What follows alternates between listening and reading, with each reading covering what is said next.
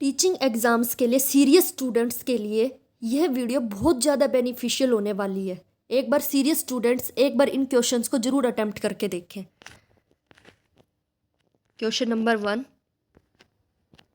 Question को पढ़ो, carefully read करो। इस तरह के क्वेश्चन एग्जाम में आते ही आते हैं। A company issued 400 shares of 10 rupees each at a premium of 4 rupees share. X paid full application money 3 rupees per share, 2 rupees allotment पर, और उसमें 4 rupees की कॉल है allotment पर, और 2 rupees allotment पे और 4 rupees उसमें प्रीमियम है, और नो कॉल मनी, उसने कोई भी कॉल मनी नहीं दिया। 5 rupees पर शेयर कॉल मनी था। The shares were forfeited and later री इशूड एट 8 rupees पर share. What is the maximum discount allowed on reissue of these shares? क्या आंसर होगा इसका?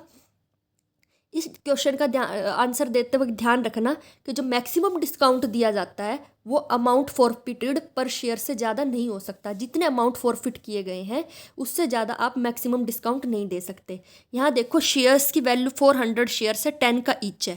एप्लीकेशन मनी 3 रुपीज़ थी, अभी बताया अलॉटमेंट मनी 2 रुपीज़ का है, कॉल मनी 5 रुपीज़ की है।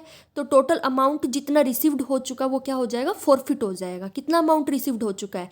एप्लीकेशन के 3 रुपीज़ और अलॉटमेंट के 2 रुपीज़, यानी कि 5 रुपीज़ जो है फॉरफिट हो जाएंगे। एक बात और ध्यान रखना कि अगर सिक्योरिटीज प्रीमियम का अमाउंट रिसीव हो भी चुका है तो भी वो फॉरफिट नहीं होता। सिक्योरिटीज प्रीमियम के जो अमाउंट होता है अलॉटमेंट के ऊपर जो प्रीमियम था उसको फॉरफिट नहीं करेंगे। उसकी जो फेस वैल्यू है 2 रुपीज़, केवल उसी को फॉरफिट किया जाएगा।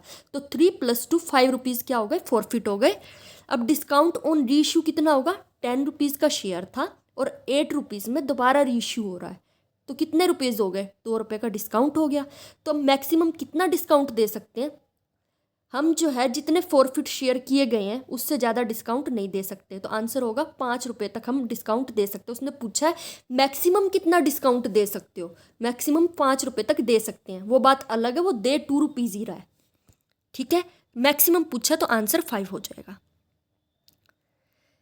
नेक्स्ट क्वेश्चन देखो, गुडविल के क्वेश्चन आए हुए थे पेपर में भाई। A firm has average profit of rupees 1,20,000. Normal rate of return is 10%. Capital employed is rupees 8 lakh. Calculate goodwill. Taking 3 years purchase of super profit. तो इसका क्या फॉर्मूला होता है? Normal profit is equal to capital into में normal rate of return. कितना निकल आएगा? 80,000 आ जाएगा।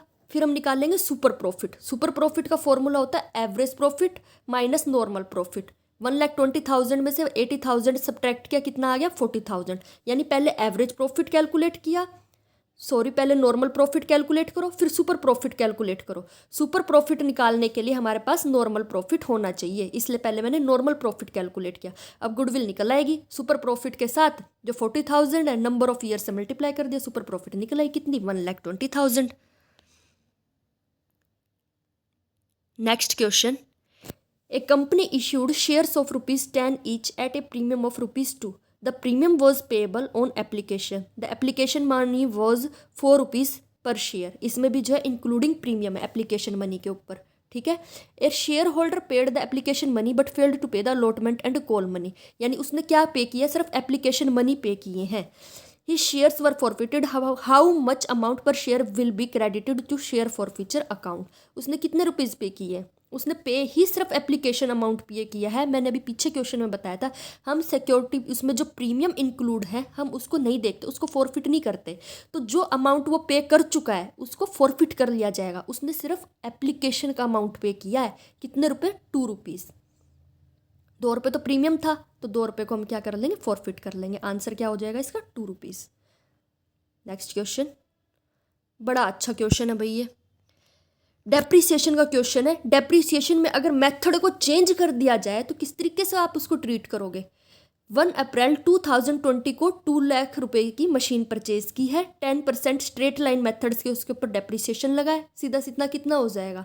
60,000 हो जाएगा। 2 लाख का स्ट्रेट लाइन विद मेथड से 2 लाख का 10% 20,000 3 ईयर्स के लिए, अप्रैल 2020 से 23 तक। कितने साल का हो गया? 3 ईयर्स का। कितना हो गया? 60,000। लेकिन वो 23 को अपना मेथड में चेंज करके रिटर्न डाउन वैल्यू मेथड से 15% लगा के जो है डेप्रीसिएशन लगा रहा है। तो किस तरीके से लगेगा?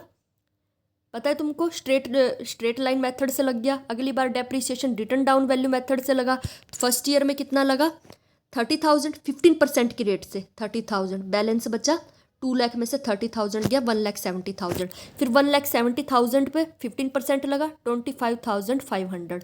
बैलेंस कितना बच गया? 1,70,000 पहले था, अब 25,500 और घट गया। कितना बचा? 1,44,500। थर्ड ईयर में फिर डेप्रिसिएशन लगेगा बैलेंस पर 1,44,500 पर।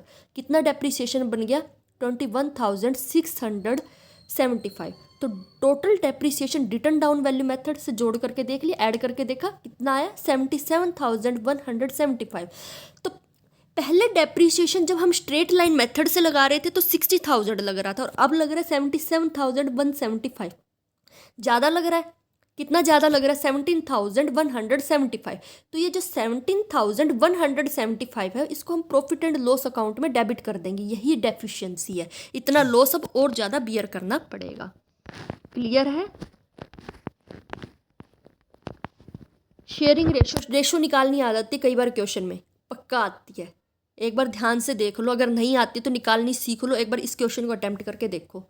ए और बी प्रॉफिट शेयर कर रहे हैं किस रेशियो में? 3:2 की रेशियो में। उन्होंने 1/5 शेयर के लिए जो है सी को एडमिट कर लिया। न्यू प्रॉफिट शेयरिंग रेशियो निकालो। सी को एडमिट किया है तो ए और बी को अपना शेयर का कुछ ना कुछ सेक्रीफाइस करना पड़ेगा, है ना। तो यहाँ कौन सी रेशियो निकलेगी? सेक्रीफाइस रेशियो से निकलेगी। कैसे निकलेगा? देखो, सी का शेयर कितना है? 1/5। रिमेनिंग प्रॉफिट शेयर कितना रह गया? ए और बी अब कितना का लेंगे? 4/5 का लेंगे, ठीक है, क्योंकि 1/5 तो ये ले रहा है। अब 4/5 को ए और बी आपस में बांट लेंगे। किस रेशियो में बांटेंगे? 4/5 है, 4/5 का 3/5 निकल आएगा, ठीक है। जो उनकी रेशियो है 3/5, ए का जो शेयर है 3/5, बी का जो शेयर है 2/5, वो जो उनकी ओल्ड रेशियो है, इस 4/5 को अपनी ओल्ड रेशियो में ले लेंगे। समझ आ रहा है कुछ? 4/5 रह गया ना ये, इसको 3/5 और 2/5 करके मतलब 3:2 की रेशियो में ले लेंगे। यानी ए का न्यू शेयर आ गया 12/25, बी का न्यू शेयर आ गया 8/25 और सी का शेयर तो 1/5। लेकिन बेस इक्वल करने के लिए, ताकि रेशियो सेम अच्छे से निकल के आए, तो इसको भी ऊपर से 5 से मल्टीप्लाई और नीचे से 5 से मल्टीप्लाई, कितना निकल आएगा ये? 25। 5/25 रेशियो आ गई 12:8:5। क्वेश्चन क्लियर है? एक बार मुझे कमेंट सेक्शन में जरूर बताना कि किसने किस क्वेश्चन का क्या आंसर दिया है। एक और क्वेश्चन है इसी रेशियो से रिलेटेड, ये रहा। A and B share profits in the ratio 5:3। C is admitted for 1/4 share which is sacrificed by A and B equally. The sacrificing ratio. अब एडमिट किया गया सी को, वही बात है, एडमिट किया गया, लेकिन यहाँ एक लाइन है कि ए और बी ने इक्वली सेक्रीफाइस किया। तो जब भी इसमें जो सेक्रीफाइसिंग रेशियो निकालनी हो, तो हमेशा जब इक्वली सेक्रीफाइस करेंगे तो रेशियो भी 1:1 ही आएगी। लेकिन इसका निकालने का एक तरीका है जो कि मतलब कहते हैं ना, रट्टा नहीं मारना चाहिए, फिर भी आपको निकालनी आनी चाहिए। कैसे निकलेगी? दोनों की ओल्ड रेशियो क्या है? 5:3। शी को कितने के लिए लिया है? 1/4 शेयर के लिए उसको एडमिट किया है। तो ए कितना सेक्रीफाइस करेगा? उसके शेयर को 1/2 और बी भी करेगा 1/2। 1/4 का 1/2 रेशियो आएगी 1/1। एक बार इसको याद कर लेना, रख लेना माइंड में, क्योंकि एचटेट जैसे एग्जाम में टाइम को बचाना बहुत जरूरी है। Sacrificed by A and B equally, तो आंसर होगा 1/1, 1:1। आप सब ने इन सब क्वेश्चन का क्या आंसर दिया कमेंट सेक्शन में जरूर बताइएगा, और इसी तरह की वीडियो के लिए लाइक करें, सब्सक्राइब करें।